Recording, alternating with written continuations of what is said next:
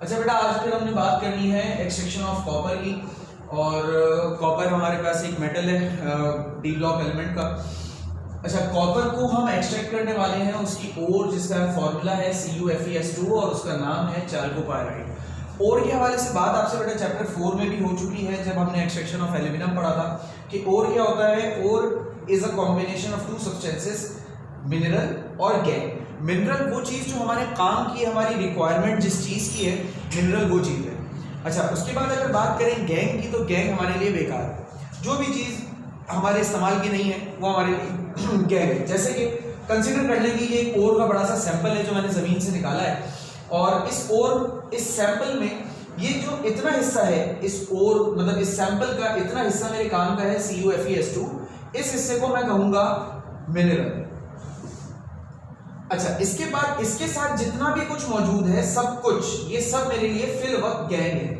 देखिए, ये बात एक अलग चीज है कि ये सारी भी मेटल्स हैं, मटेरियल्स हैं, रिक्वायरमेंट इनकी भी कहीं ना कहीं होती है, वो बात अपनी जगह सही है। लेकिन फिल वक्त चूंकि मैं कॉपर एक्सट्रैक्ट करना चाह रहा हूं, तो जिस जगह मेरा कॉपर मौजूद है सिर्फ वही मिनरल है, बाकी सब बेकार है और गैंग है। अच्छा, अब एक्सट्रैक्शन ऑफ कॉपर में हमारे पास दो मेथड्स हैं। पहला प्राइमरी मेथड है और दूसरा सेकेंडरी मेथड है। अभी फिलहाल हम प्राइमरी मेथड की तरफ बात करने जा रहे हैं कि मैंने कहीं पर मुझे पता चला कि भाई कॉपर का बहुत बड़ा डिपॉजिट है, मैंने वहां से एक बहुत बड़ा सा सैंपल निकाला ओर का। अब जो प्राइमरी मेथड है, प्राइमरी मेथड तकरीबन तमाम मेटल्स के लिए सेम होता है। अब इसमें क्या है, सबसे पहले हमने करनी है क्रशिंग। इतना बड़ा ओर का हमारे पास सैंपल है और इस पूरे सैंपल को तो हम किसी भी प्रोसेस के लिए नहीं लेकर जा सकते, तो हमें क्या करना है, सबसे पहले से साइज को छोटा करना है। क्रशिंग के लिए हम क्रशिंग करेंगे। क्रशर्स हमारे पास बहुत सारे टाइप्स के अवेलेबल हैं, जिसमें से सबसे कॉमन एग्जांपल जॉ क्रशर की है।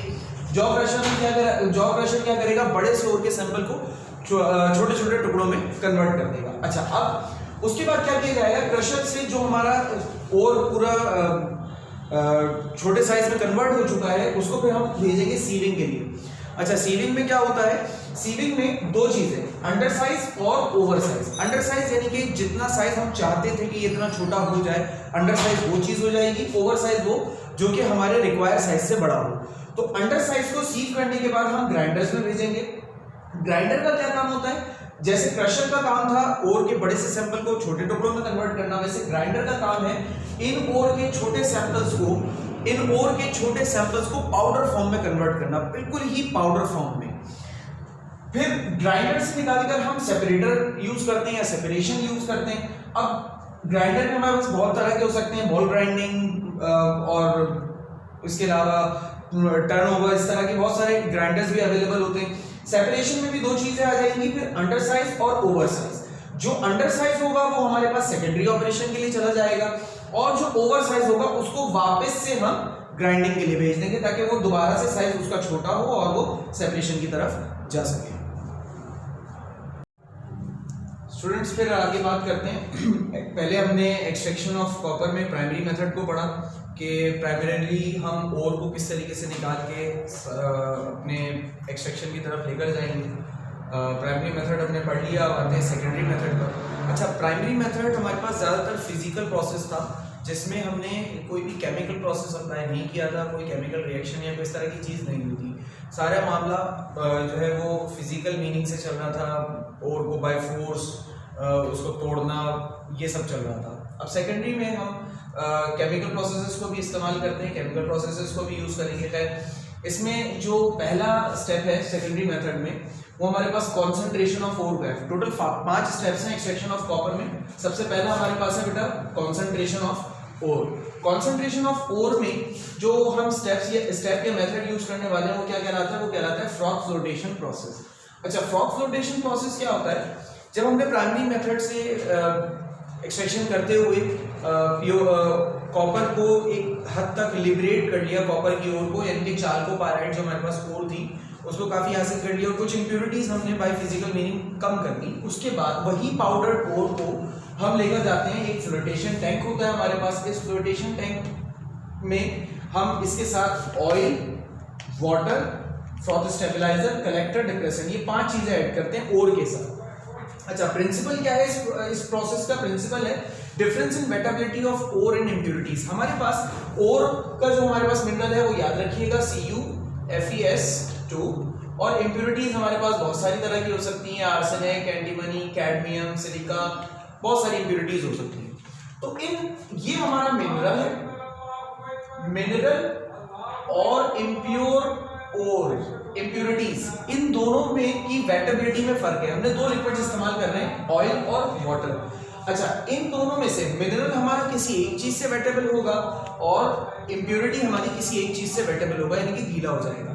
आपने चीज देखी होगी कि अक्सर दुकानदार जो है वो अपनी दुकानों के आगे मट्टी पर पानी डाल देते हैं। बट मट्टी पर पानी क्यों डालते हैं? उससे क्या होता है, मट्टी बैठ जाती है, मट्टी उड़ती नहीं है। कुछ इसी तरह का प्रिंसिपल हम यहाँ इस्तेमाल करने वाले हैं। हमने अपनी पाउडर और इंसर्ट की फ्लोटेशन टैंक के अंदर, उसके बाद उसके अंदर ऑयल और वाटर ऐड किया। ऑयल और वाटर के साथ हमने फ्रॉथ स्टेबलाइजर ऐड किया जो कि क्रिसोल या एनिलिन होता है। इसी के साथ कलेक्टर ऐड किया जो कि पोटेशियम इथाइल ज़ैंथेट होता है, इसका फॉर्मूला लिखा हुआ है, और डेप्रेसेंट ऐड किया। अब क्या होगा, ये जो एजिटेटर आप देख रहे हैं, एजिटेटर का काम होगा बहुत तेजी से रोटेट करना और रोटेशन के साथ साथ इस पूरे मिक्सचर को, इस पूरे बात को जिसमें हमने ये तमाम चीजें ऐड की हुई हैं, इसको मिक्स करना। तो बहुत तेजी से ये मिक्स करेगा तो होगा कुछ ये कि जो हमारा चाल्कोपाइराइड ओर है CuFeS2, ये हमारे ऑयल के मॉलिक्यूल से, समझ लें आप ये एक ऑयल का मॉलिक्यूल है, इस ऑयल के मॉलिक्यूल से ये चाल्कोपाइराइड ओर के पार्टिकल को कुछ इस तरीके से चिपकते चले जाएंगे, ठीक है। और जो इंप्योरिटीज होंगी वो पानी की वजह से नीचे की तरफ बैठ जाएंगी। अच्छा, ये जो CuFeS2 ऑयल से चिपक क्यों रहा है और इंप्योरिटीज क्यों नहीं चिपक रही, वो इनकी वजह से।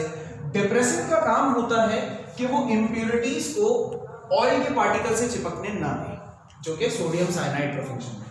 फिर और जो हमारे पास ओर है, ओर को इसके साथ ऑयल के मॉलिक्यूल के साथ चिपकाना या फ्रॉथ बनाना, ये किसका काम होता है? ये काम होता है कलेक्टर का। कलेक्टर हमारे पास ओर के मॉलिक्यूल को वाटर से, ऑयल से वेटेबल बनाता है, और डिप्रेसेंट ऑयल के मॉलिक्यूल से इंप्योरिटीज को नॉन वेटेबल बनाता है। फ्रॉथ स्टेबलाइजर क्या करता है, जब ये फ्रॉथ क्रिएट हो जाता है तो इस फ्रॉथ को स्टेबल रखना, ये फ्रॉथ खत्म ना हो या जाया ना हो, ये काम होता है फ्रॉथ स्टेबलाइजर का। आप एक सिंपल सी चीज ले लें कि अगर पानी और ऑयल को, चूंकि दोनों की डेंसिटीज अलग होती है, दोनों को हम एक कंटेनर में रख के बहुत तेजी से मिक्स करें, तो बहुत तेजी से हम मिक्स करते हैं तो उसमें भी झाग क्रिएट होता है। बस उसी फिनोमिना को हम यूज करेंगे। झाग चूंकि लाइटर इन वेट होता है, लाइटर इन डेंसिटी होता है, तो झाग हमारे पास ऊपर की तरफ आ जाता है। अब इस झाग में हमारे पास ओर के पार्टिकल होंगे CuFeS2, और जो भी इंप्योरिटीज होंगी वो यहाँ नीचे की तरफ बैठ जाएंगी। फाइनली हम क्या करेंगे, इस ऊपर से इस झाग को, इस फ्रॉथ को कलेक्ट कर लेंगे। इसलिए चूंकि इसमें फ्रॉथ बन रहा होता है, झाग बन रहा होता है, इसलिए हम इस प्रोसेस को या इस स्टेप को कहते हैं फ्रॉथ फ्लोटेशन प्रोसेस। यहाँ से हमने फ्रॉथ को कलेक्ट किया, फ्रॉथ को कलेक्ट करके हम यहाँ से लेकर जाते हैं हमारे सेकंड स्टेप की तरफ, जो कि है रोस्टिंग ऑफ ओर, यानी कि जो आपको यहाँ से ओर हासिल हो गई जिसमें किसी हद तक आपने इंप्योरिटी कम कर दी है, अब वो आ गए हैं हम उसके अगले स्टेप पर, जो कि है roasting of ore.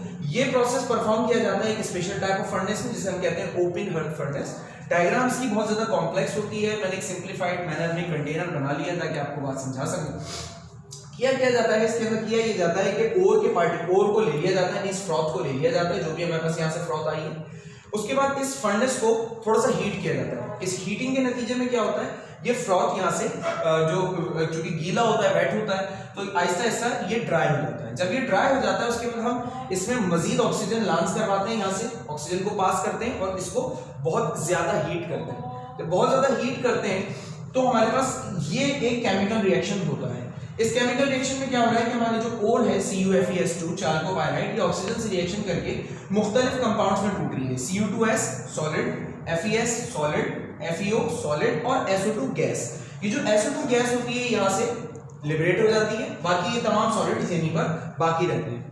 Roasting is a process जिसमें हम सल्फाइड ओर को ऑक्साइड ओर में कन्वर्ट करते हैं। जैसे आप यहाँ देख रहे होंगे कि चाल्कोपाइराइड में सल्फर है, तो ये सल्फाइड ओर कहला रहा है। अगर इसमें सल्फर नहीं होता, ऑक्सीजन होता, तो मैं इसे ऑक्साइड ओर कहता। ऐसा हम कर क्यों रहे हैं? ऐसा हम इसलिए कर रहे हैं बेटा, क्योंकि सल्फाइड ओर को रिड्यूस करना मेटल में जरा मुश्किल होता है as compare to oxide ore. Oxide ore निस्बतन आसानी से रिड्यूस हो जाती है बनिस्बत सल्फाइड। अच्छा, होता क्या है, अच्छा रोस्टिंग के साथ, रोस्टिंग में सल्फर डाइऑक्साइड गैस तो निकली। अच्छा, इसकी सल्फाइड ओर को हमने ऑक्साइड में कन्वर्ट क्यों कर रहे हैं? क्योंकि इसके साथ जो और तरह तरह की इंप्योरिटीज रहती हैं, कॉन्सेंट्रेशन ऑफ ओर के स्टेप के बाद कुछ इम्प्योरिटीज अभी भी फ्रॉथ में रह जाती हैं, 100% प्यूरिफिकेशन पहले स्टेप में नहीं होती, जैसे कि आर्सेनिक, एंटीमनी, इस तरह की इम्प्योरिटीज।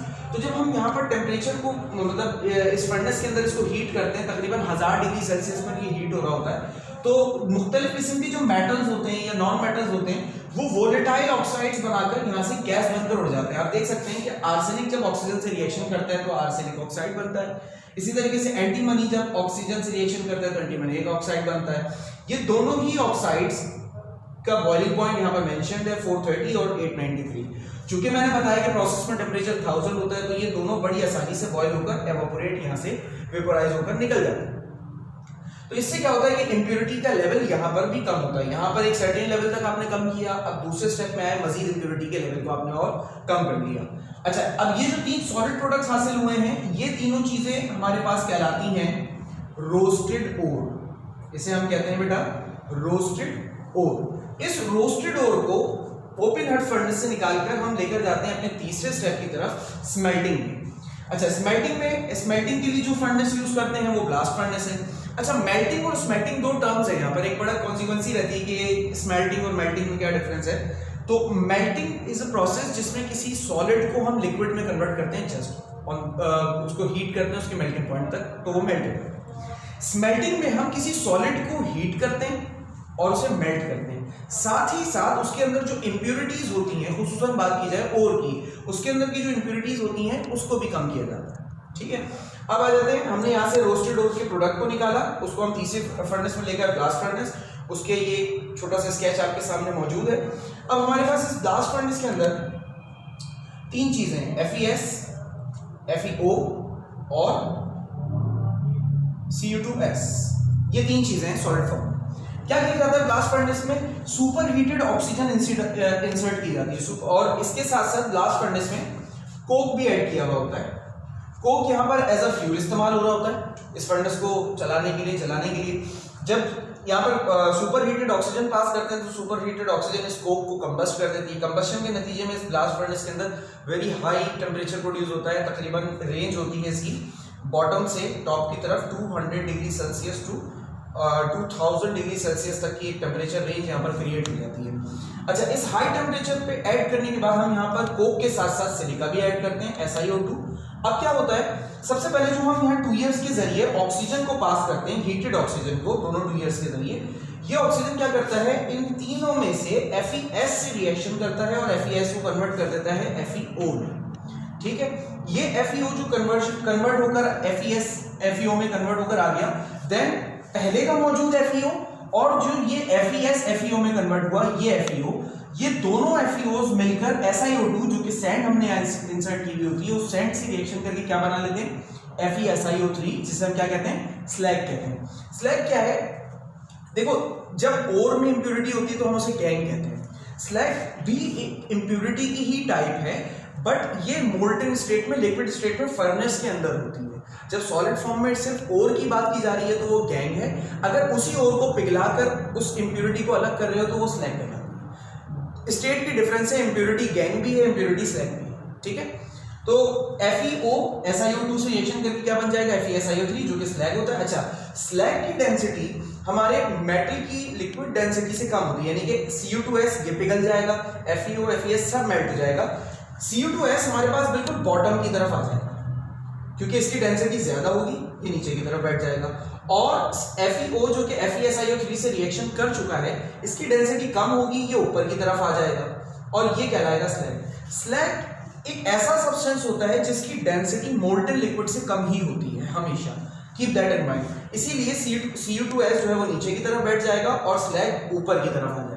और फिर हम क्या करेंगे, इस स्लैग डोर को ओपन करके स्लैग को यहाँ से बाहर निकाल देंगे और जो लिक्विड हमारे पास Cu2S आया होगा इसको हम बॉटम से बाहर निकालेंगे। अच्छा बेटा, अब आते हैं चौथे स्टेप की तरफ। अच्छा, याद रखने के लिए याद रखिए एक बात है, जो तीसरे स्टेप में हमें प्रोडक्ट हासिल हुआ था Cu2S था और हमने वहां पर FeS और FeO को किसी हद तक कम किया था। ठीक है, इस बात को याद रखिएगा। अब हमारे पास ये Cu2S आया हुआ है और FeS FeO बनाया था और FeO हमने FeSiO3 बनाकर निकाल दिया था, ये सब खत्म हो गया। अब ये जो हमारा जो सब्सटेंस है, अभी भी हम अपने एक्सट्रैक्शन में कामयाब नहीं हुए हैं। एक्सट्रैक्शन में कामयाब इसलिए नहीं हुए क्योंकि अभी तक हमें कॉपर नहीं मिला है, अभी भी हमारे पास Cu2S है, हमें इसमें से S को भी निकालना है। अब इसके लिए हम क्या करते हैं, इसके लिए हम Cu2S को यहाँ से निकालकर एक और अगले कन्वर्टर की तरफ लेकर आते हैं, अगली फर्नेस की तरफ, जिसे हम कहते हैं बेसिमर कन्वर्टर। बेसिमर कन्वर्टर एक पेयर शेप कन्वर्टर कहलाता है, इसका शेप पेयर जैसा होता है और इसका मैकेनिज्म कुछ ऐसा होता है, आपने पार्क्स वगैरह में देखा होगा, एक डस्टबिन लगा होता है जिसके दो कॉर्नर्स पे हुक होता है। अच्छा, उस हुक के जरिए क्या होता है कि वो डस्टबिन उस हुक के अराउंड पूरा रोटेट कर सकता है, यानी कि आपने कचरा डाला, जब उसे कचरा निकालना होता है तो उस डस्टबिन को हम ऐसे करके टिल्ट करते हैं, पूरा कचरा उससे बाहर आ जाता है। इसका मैकेनिज्म कुछ इस तरीके का ही होता है और ये हुक लगे होते हैं, इसमें कोई और डोर्स नहीं होते कि आप वहां से स्लैग निकाल सको या लिक्विड मेटल को निकाल सको। इस फंडस को हमें ऐसे करके टिल्ट करना होता है और टिल्ट करने की वजह से ही सारी चीजें इसमें से बाहर आती हैं। अब क्या करते हैं, अब इसमें ये किया जाता है कि जो भी हमारे पास वहां से ब्लास्ट फर्नेस से प्रोडक्ट आया, उस ब्लास्ट फर्नेस की प्रोडक्ट को बेसिमर कन्वर्टर में डालकर हम क्या करते हैं, ये जो आप हुक देख रहे हो, ये एक तो इसने फर्नेस को ग्रैब भी किया हुआ है और आराम से ये रोटेट भी करवा सकता है और इस ही हुक के जरिए ऑक्सीजन को भी पास किया जाता है बेसिमर कन्वर्टर में। अच्छा, जब ये ऑक्सीजन बेसिमर कन्वर्टर में आता है तो सबसे पहले FeS से रिएक्शन होता है और FeO बनता है, फिर हम थोड़ा सा सैंड उसमें ऐड करते हैं, FeO SiO2 से रिएक्शन करके अगेन पिछला प्रोसेस रिपीट हो रहा है बेटा, FeSiO3 स्लैग बन गया। अब कंफ्यूजन ये है कि सर यही काम पिछले प्रोसेस में भी हुआ था, तो अब ये दोबारा क्यों कर रहे हैं और अगर ये दोबारा हो क्यों रहा है? बेटा बात यह है कि अगर मैं मिसाल दे रहा हूं कि FeS अगर फॉर एग्जांपल पिछले स्टेप में 100 ग्राम था, तो 100 ग्राम में से FeS जो FeO में कन्वर्ट हुआ था वो सिर्फ 70 ग्राम होगा, यानी कि 30 ग्राम FeO कन्वर्ट नहीं हुआ होगा। ठीक है, ये बस याद रखिएगा, यानी कि 70 ग्राम FeO में कन्वर्ट हो गया और 30 ग्राम FeS वैसे ही रह गया। यानी कि जब हमने Cu2S को यहाँ पर चार्ज किया तो Cu2S के साथ किसी हद तक कुछ अमाउंट FeS की भी आ गई, तो अब मुझे इस FeS को भी तो अलग करना होगा, तो उसी लिए हमने क्या किया, इसके अंदर ऑक्सीजन को पास किया। ऑक्सीजन के पास करने की वजह से FeS ने ऑक्सीजन से रिएक्शन करके FeO प्रोड्यूस किया। जब FeO प्रोड्यूस हो गया तो हमने उसके अंदर ऊपर से सैंड को ऐड किया, SiO2 को। इस सैंड ने इससे रिएक्शन करके स्लैग बनाया FeSiO3 और स्लैग बनकर ऊपर आ गया। हमने क्या किया, हमने फर्नेस को थोड़ा सा टिल्ट किया और जितना भी ऊपर इसके स्लैग बना था, क्योंकि वो लाइटर इन डेंसिटी होता है, उसको बाहर निकाल दिया। अच्छा, ये प्रोसेस हमारा तब तक चलता रहेगा जब तक स्लैग फॉर्मेशन हो रही है इस लिक्विड में। जब तक स्लैग बनना रुक नहीं जाता तब तक हम अगले स्टेप की तरफ नहीं बढ़ सकते। अच्छा, स्लैग बनना रुका, इसका क्या मतलब हुआ? देखो, अगर इसकी प्रोडक्शन खत्म हो गई, स्लैग यही है ना, इसकी प्रोडक्शन खत्म हो गई, तो ये किसकी वजह से बन रहा है? FeO की वजह से बन रहा है। तो इसका ये मतलब हुआ कि FeO वहां पर खत्म हो गया। ठीक है, FeSiO3 ये बनना अगर खत्म हुआ तो इसका मतलब FeO नहीं है। अच्छा, FeO नहीं है तो इसका मतलब FeS नहीं है, यानी कि FeS खत्म होने की इंडिकेशन कैसे आएगी कि स्लैग बनना खत्म हो जाएगा। स्लैग बनना खत्म हो गया तो सारा मामला हमारा हल हो जाएगा। ठीक है, अच्छा, जब स्लैग बनना खत्म हो गया इसका मतलब सारा का सारा FeS हम निकाल चुके हैं। अब क्या करेंगे, अब दोबारा से इसके टेम्परेचर को बढ़ाते हुए हम ऑक्सीजन को दोबारा लॉन्च करेंगे। जब ऑक्सीजन को दोबारा लॉन्च करेंगे एट अबाउट 1800 डिग्री सेल्सियस, ये जो Cu2S है, ये Cu2S ऑक्सीजन से रिएक्शन करेगा। अच्छा, Cu2S ऑक्सीजन से रिएक्शन बहुत मुश्किल से करता है। उसकी वजह यह है कि Cu2S is more stable then Cu2O, तो इस वजह से रिएक्शन बहुत मुश्किलों से होता है। इसलिए बहुत ज्यादा टेम्परेचर की रिक्वायरमेंट होती है और ऑक्सीजन लॉन्च का प्रेशर भी यहाँ पे कंसिडरेबल होता है। इलिंगम डायग्राम एक चीज है, उसको आप इस देखते हुए, रेफर करते हुए इस चीज को समझ सकते हैं। इसके बाद अब क्या होगा, मिसाल के तौर पे 100 ग्राम Cu2S था, तो 100 ग्राम में से हो सकता है 1 ग्राम या 2 ग्राम Cu2S Cu2O में कन्वर्ट हो जाए। अच्छा, जब ये Cu2S Cu2O में कन्वर्ट हो रहा होगा तो ये सल्फर ऑक्सीजन के साथ मिलकर सल्फर डाइऑक्साइड गैस बनाकर यहाँ से लिबरेट हो जाएगी। अब ये जो 1-2 ग्राम, यानी कि 100 ग्राम में से कोई 1-2 ग्राम जो Cu2O बन गया, अब इसकी वजह से क्या होगा, अब यहाँ पर अगली जो ऑक्सीडेशन है, रिडक्शन है, वो हमारी आसान हो जाएगी। अब देखिए कैसे, देखिए होगा कुछ ये है कि Cu2S जो पहले से यहाँ पर मौजूद है, सही है, बहुत सारे Cu2S मौजूद हैं। अच्छा, अब जो थोड़ा बहुत Cu2O बना, इसकी वजह से क्या होगा कि इस पूरे लिक्विड मेटल में, इस पूरे लिक्विड मटेरियल में समझ लें एक माशरती तजाद पैदा हो जाएगा कि भाई कुछ कॉपर ऑक्सीजन के साथ जुड़ चुके हैं, वो सल्फर के साथ नहीं जुड़ेंगे। अच्छा, sulphur is very very reactive towards oxygen, तो अब क्या होगा, अब कुछ ये होगा कि इसमें से, इन एटम्स में से सल्फर निकलकर इन ऑक्सीजन को लेगी और SO2 गैस बनाकर लिबरेट हुई। अच्छा, जब यहां से ऑक्सीजन और सल्फर निकलेंगे तो क्या होगा, इस कॉपर के एटम के पास से सब्सटेंस निकल गया, इसके पास से भी। अच्छा, एक बात याद रखिएगा कि मेटल जो होता है, प्योर मेटल, वो ज्यादा रिएक्टिव होता है एज कंपेयर टू अगर उसका ऑक्साइड या सल्फाइड है। तो ये 3 एटम्स आ गए, अब तीनों एटम बहुत ज्यादा रिएक्टिव हो चुके हैं। उसी टाइम पर मैं ऑक्सीजन को यहां से पास कर दूं, जब ऑक्सीजन पास करूंगा तो क्या होगा, अब इन मेटल एटम्स के पास कोई और आसरा नहीं होगा, तो ये ऑक्सीजन से रिएक्शन करके CO2O बना लेंगे। अच्छा, पहले क्या था, पहले आपके पास 2 CO2O के एटम्स थे, अब कितने हो गए, 3। तो इसी तरीके से ग्रेजुअली सल्फर की अमाउंट कम होती जाएगी और ऑक्सीजन की अमाउंट बढ़ती जाएगी। आखिर में आते हुए हम कुछ इस तरीके से इसको एडजस्ट करेंगे, लास्ट में आते हुए कि CO2 ये तमाम सल्फर के एटम्स इसमें से निकल चुके होंगे और सिर्फ कॉपर रह गया होगा। यानी कि हुआ क्या, CO2O ने CO2S से रिएक्शन किया, सल्फर इधर से निकलकर ऑक्सीजन के साथ बॉन्ड बनाकर सल्फर डाइऑक्साइड गैस बनाकर उड़ गया और सिर्फ कॉपर रह गया। अच्छा, जो कॉपर यहां पर आता है वो कहलाता है ब्लिस्टर कॉपर और ये तकरीबन 98% प्योर होता है। अच्छा, इसे ब्लिस्टर कॉपर क्यों कहा जाता है, क्योंकि जब ये कॉपर यहां पर इस जगह पर सॉलिडिफाई हो रहा होता है, at the same time sulphur dioxide gas उसमें से निकल रही होती है एट द सेम टाइम। तो क्या होता है कि कॉपर की सरफेस को ये गैस फाड़ते हुए बाहर आती है, जिसकी वजह से कुछ दाने जैसा अपीयरेंस इसकी सरफेस पर आ जाती है, ब्लैक से स्पॉट्स आ जाते हैं, इसलिए इस कॉपर को हम ब्लिस्टर कॉपर कहते हैं, जो कि 98% तक प्योर होता है और उसके अंदर मजीद 2% इंप्योरिटी रहती है। अच्छा, अभी भी हम कॉपर को 100% प्योरीफाई नहीं कर पाए। अब हम चलते हैं अपने 5वें और आखिरी स्टेप की तरफ और इस स्टेप में कॉपर मैक्सिमम प्योर हो जाएगा।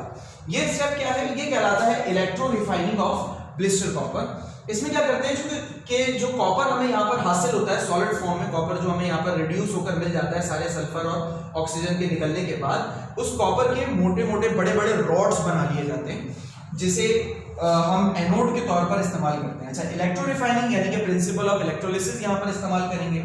अब इलेक्ट्रोलिसिस के प्रिंसिपल के लिए हमें इलेक्ट्रोलाइट चाहिए होता है, एनोड चाहिए होता है, कैथोड चाहिए होता है। यहाँ पर इलेक्ट्रोलाइट क्या है, इलेक्ट्रोलाइट एक ऐसा लिक्विड मटेरियल जो कि कंडक्टिव होता है, जिसमें से करंट पास होता है। आप लोग पिछली क्लासेस में, पिछले टॉपिक्स में बात पढ़ चुके हैं। तो यहाँ पर इलेक्ट्रोलाइट कौन है, CuSO4 कॉपर सल्फेट, और इसके साथ थोड़ा बहुत एसिड H2SO4 ऐड करते हैं ताकि कॉपर सल्फेट की कंडक्टिविटी मजीद बढ़ जाए। अच्छा, यहाँ पर इलेक्ट्रोलाइट है यानी कि लिक्विड स्टेट में, यानी कि कॉपर सल्फेट का हमने सॉल्यूशन बनाकर डाला होगा। तो कॉपर सल्फेट का सॉल्यूशन अगर हम बनाते हैं वाटर में डिसॉल्व करके, तो कॉपर पॉजिटिव आयंस अलग हो जाते हैं, सल्फेट नेगेटिव आयंस अलग हो जाते हैं, ये बात हम पढ़ चुके हैं पहले भी। तो यहाँ पर बेसिकली कॉपर पॉजिटिव आयंस है और सल्फेट नेगेटिव आयंस है। हमने पूरे इलेक्ट्रिकल सर्किट को अपने अरेंज किया। अच्छा, एनोड यहाँ पर बना हुआ है ब्लिस्टर कॉपर का, जिसके अंदर 98% कॉपर है और 2% इसमें इम्प्योरिटीज हैं, और कैथोड हमारे पास बना हुआ है वेरी प्योर कॉपर। अच्छा, साइज के एतबार से यहाँ पर एक चीज देखिएगा कि ब्लिस्टर कॉपर का साइज बहुत बड़ा है, यानी कि थिक है ये साइज में, ठीक है, और एनोड का जो साइज है यानी कि जो प्योर कॉपर का बना हुआ है, इसका साइज बहुत ज्यादा थिन है। अच्छा, इसको हमने थिक और उसको थिन क्यों रखा है, इसको हम थोड़ी देर में समझेंगे। अब क्या होगा, जब हमने प्रोसेस रेडी कर दिया, अब due to potential difference on both the electrodes, इसकी वजह से क्या होगा, जब हम करंट को पास करना शुरू करेंगे, ये करंट क्या करेगा, कॉपर के इस ब्लिस्टर कॉपर के इलेक्ट्रोड में जो कॉपर के एटम्स हैं उनको फोर्स करेगा कि भाई आप यहां से निकलकर जाइए सॉल्यूशन की तरफ, ये करंट फोर्स करेगा। अच्छा, जब ये न्यूट्रल एटम को फोर्स कर रहा है कि भाई आप यहां से निकलकर सॉल्यूशन की तरफ जाइए, तो अब मसला क्या है कि सॉल्यूशन में कॉपर के न्यूट्रल एटम नहीं है, बल्कि सॉल्यूशन में कॉपर के पॉजिटिव आयंस हैं, ठीक है। अब कॉपर के पॉजिटिव आयंस हैं, तो यहां से न्यूट्रल एटम्स को सॉल्यूशन में आने के लिए अपने आप को भी आयंस में कन्वर्ट करना पड़ेगा। क्यों? क्योंकि एक मुहावरा है ना कि जैसा कहते हैं कि जैसा देश वैसा देश, तो यहां पर सब अगर पॉजिटिव आयंस हैं कॉपर के, तो इसको भी न्यूट्रल एटम की फॉर्म में ये नहीं आ सकता, इसको भी आयन बंद कराना पड़ेगा। अब ये आयन बनने के लिए क्या करेगा, कॉपर का न्यूट्रल एटम अपने अंदर से 2 इलेक्ट्रॉन को लूज करेगा और लिक्विड स्टेट में यहां सॉल्यूशन में आ जाएगा। सही। अब जो 2 इलेक्ट्रॉन इसने लूज किए होंगे, ये एक्सटर्नल सर्किट के जरिए हमारे पास कैथोड की तरफ आ जाएगा। अब यहां पर क्या होगा कि अब चूंकि यहां पर इलेक्ट्रॉन की ज्यादती हो चुकी है, मुझे एक्सिस ऑफ इलेक्ट्रॉन नजर आ रहे हैं, तो पॉजिटिव आयन जो है वो बेचारा एक्सिस ऑफ, उसके पास भी तो इलेक्ट्रॉन की कमी है ना, तो वो इस एक्सिस ऑफ इलेक्ट्रॉन की तरफ बढ़ेगा। और इनको लेगा। अच्छा, कैथोड पर ये आयन जो यहां से निकल कर आया था वही आयन ट्रेवल करेगा, कैथोड की तरफ जाएगा, कैथोड पर जाकर उन 2 इलेक्ट्रॉन्स को रिसीव करेगा और यहां पर न्यूट्रल हो जाएगा। अच्छा, न्यूट्रल होगा ये सॉलिड स्टेट में, तो ये कैथोड पर जमता चला जाएगा। तो ये प्रोसेस अगर कंटिन्यूस रहेगा तो एक एक करके इसके अंदर इसके ऊपर कॉपर के एटम्स जमा होते जाएंगे। कंटिन्यूस प्रोसेस की वजह से क्या होगा, कंटिन्यूस प्रोसेस की वजह से होगा कि इतने सारे कॉपर के एटम्स आ जाएंगे कि इसका साइज बहुत बड़ा हो जाएगा। और चूंकि यहां से कॉपर के एटम्स मुसलसल निकल के सॉल्यूशन की तरफ आ रहे हैं, तो with the passage of time इसका जो साइज होगा वो छोटा होता चला जाएगा। एक वक्त आएगा कि इसका साइज बहुत छोटा हो जाएगा और इसका साइज बहुत बड़ा हो जाएगा। इस तरीके से हमारा सारा का सारा जो कॉपर के जो एटम्स होंगे वो सब के सब निकलकर एनोड से कैथोड की तरफ आ जाएंगे। अच्छा, जो इंप्योरिटीज थी सर उनका क्या हुआ? बेटा इंप्योरिटीज इस तरह से आयन फॉर्मेशन में नहीं जाएंगी, इस तरह से इंप्योरिटीज आयंस नहीं बनाएंगी। जब इंप्योरिटीज आयंस नहीं बनाएंगी तो वो इस तरफ ट्रेवल भी नहीं कर सकती, तो इंप्योरिटीज यहाँ नीचे की तरफ रह जाएंगी। इसको हम कहते हैं एनोड मड, यानी कि एनोड के पास से आने वाला कीचड़ या गलाजत, यानी कि वो इंप्योरिटीज जो इसमें थी। अब इसके बाद क्या होगा कि यहाँ जो आपको कॉपर ऑब्टेन होगा वो तकरीबन 99.5% तक प्योर होगा और इससे ज्यादा मैक्सिमम प्योर कॉपर नहीं हो सकता। अब एक बात ये कि सर इंप्योरिटी के आयंस क्यों ट्रैवल नहीं कर रहे, इसका एक सवाल, एक जहन में कंफ्यूजन आती है कि इंप्योरिटीज के आयंस क्यों ट्रैवल नहीं कर रहे। देखिए, इलेक्ट्रोलाइटिक प्रिंसिपल्स की अगर बात की जाए तो इलेक्ट्रोलाइटिक प्रोसेसेस मुख्तलिफ तरह के होते हैं। यहाँ पर इंप्योरिटी के आयंस इसलिए ट्रैवल नहीं कर रहे क्योंकि इधर आप ऐसे समझ लें कि कॉपर का एटम इसलिए ट्रैवल कर रहे हैं क्योंकि कैथोड कॉपर का। अगर मिसाल के तौर पे यहाँ पर एक इंप्योरिटी थी एंटीमनी, तो एंटीमनी क्या ट्रैवल नहीं कर सकता? कर सकता है, हो सकता है कर जाए। अगर मैं यहाँ पे इलेक्ट्रोड एंटीमनी का लगा दूं, सॉल्यूशन एंटीमनी का लगा दूं, चूंकि मैंने सॉल्यूशन कॉपर का लगाया हुआ है, एनोड कैथोड भी कॉपर का लगाया हुआ है, तो इस वजह से कॉपर के आयंस एटम्स ट्रैवल कर रहे हैं, कोई और नहीं कर रहा।